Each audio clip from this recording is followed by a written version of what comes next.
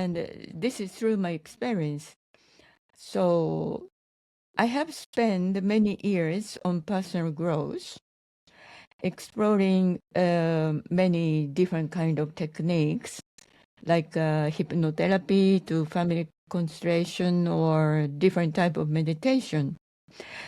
And yet, time to time, I felt that something is still missing. So what do you think is happening in someone who feels this persistent void? And where is the true starting point for such a person? Well, in my experience, a person that has done a lot of intensive or long practices like Vipassana for 10 days or intensive retreats of any sort, we do have those experiences, the outcome of these retreats, but they are very difficult to integrate. So we are fulfilled for the time that we are engaged with the practice or right after the practices. And then this fulfillment, that is the connection, fundamentally the connection to our own being or our true essence, start to fade as the personality kind of regroups. The layer that was separating us from those states kind of comes back, but it's coming very slowly and we don't really realize how it happens. And so we find ourselves then, again, we are longing for that space that we found. We almost not sure if we really connected with it, if it was a dream, if it's true. And then we, again, feeling that missing, that emptiness or that longing. And so I think that what happens is what I was just saying, that the personality comes back. And I think that what is needed is a work of self-understanding or understanding how that personality coming back happens. Yeah, makes sense. That before I started some new technique, I already know somewhere that it will be only temporary. Like, yes, I found this totally no mind space, for instance, with certain meditation. But soon after, I know already after a few days, I go back to the normal stage. So that I believe that I'm not doing right or I should do again and again. Yeah, something like that. And then this sense of, how to say, no disappointment, it's a void. It comes back more deeply than before, deeper than before.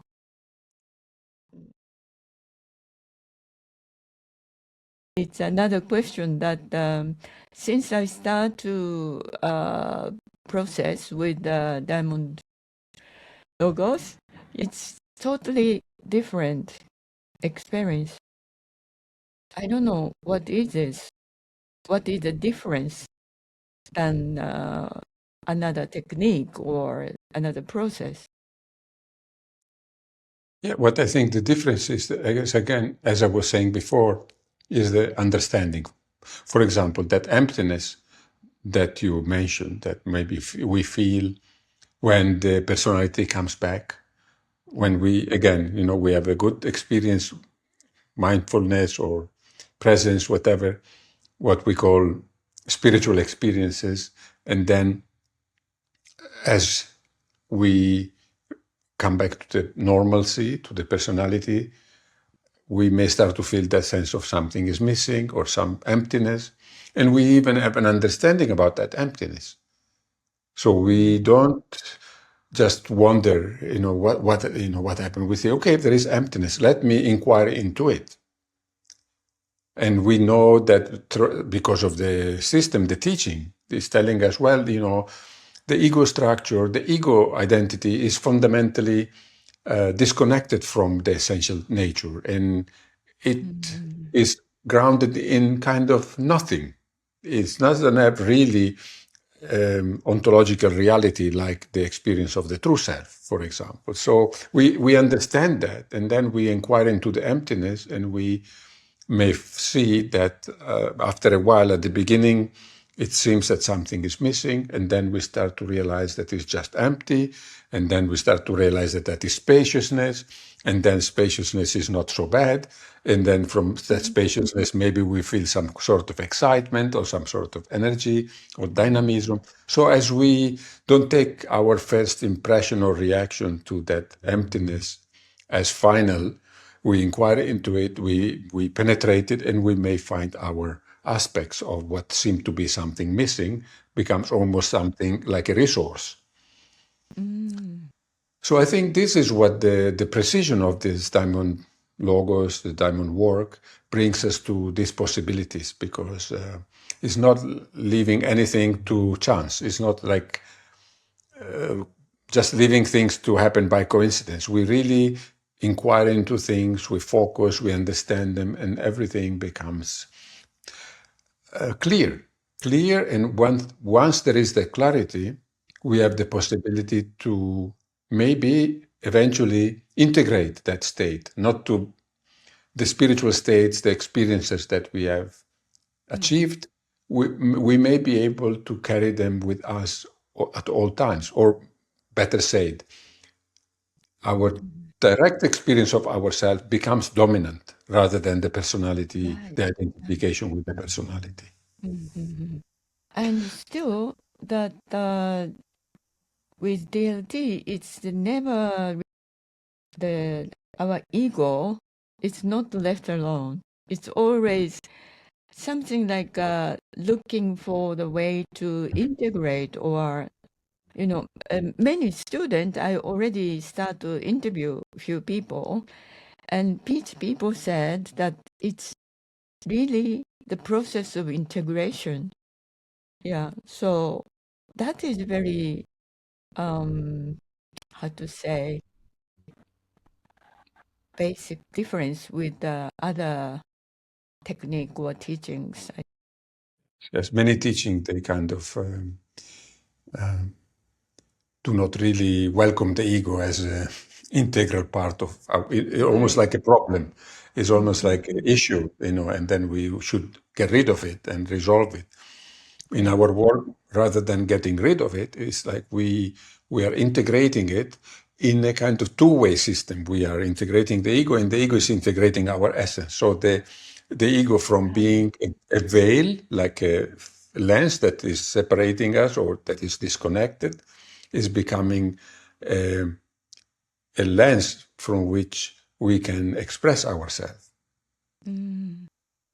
So that becomes the kind of interface for the truth, for the essential self, for the essential nature, to be able to relate to people, for example.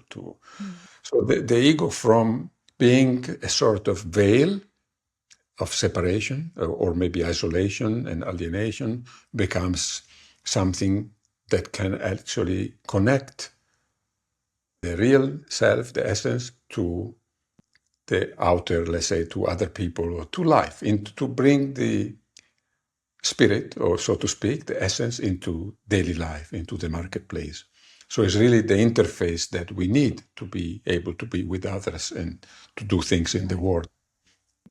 So it's integrated in a way that is becoming an instrument, becomes capacity, rather than that the beginning is almost like something that keeps us separate from ourselves. We function, maybe we do everything that is expected from us, we function really well, but we feel that emptiness.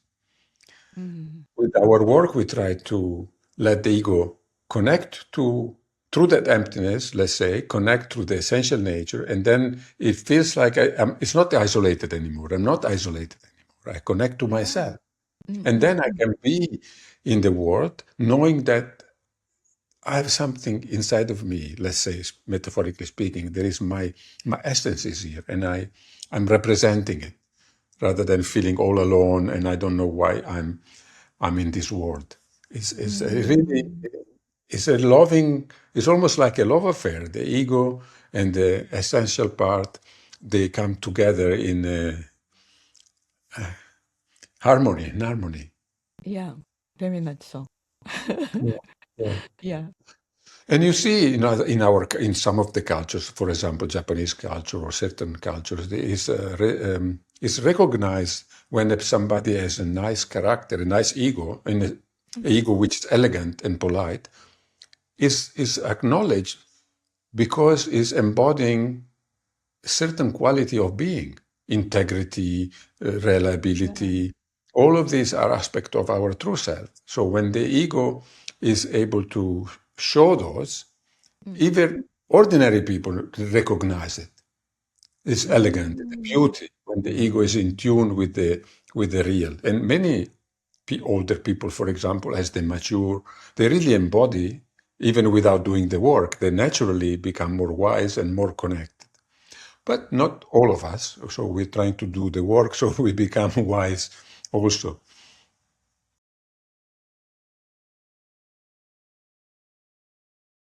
So, one question arises that in order to start this, to join the DLT teaching, is there anything we better to, how to say, prepare ourselves, like to meditate or whatever, some exercise before participating in this course?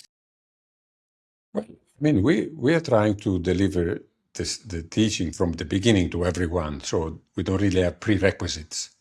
Okay. And even, because if you think about it, we don't, it's like some tradition, they require the student to reach a certain stage before they can uh, receive maybe some of the empowerments from the teachings. They need to have a certain state of being actualized. But because we're working with the personality structure, with the ego structure, we can always start wherever we are. Whatever issue is, if a person has some sort of issue, it doesn't have to be free from issues before doing the work. Actually, the issues itself become the door.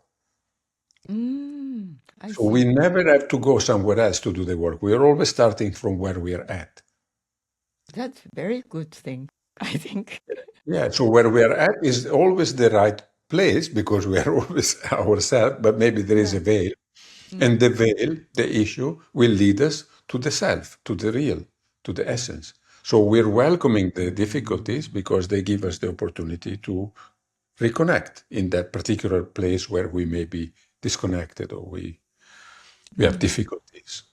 So yes, you could say, learning to be present, to be grounded. There are many things that are very useful for the work, but I would not say there is a prerequisite. That's very good. Yeah. I Yeah. see.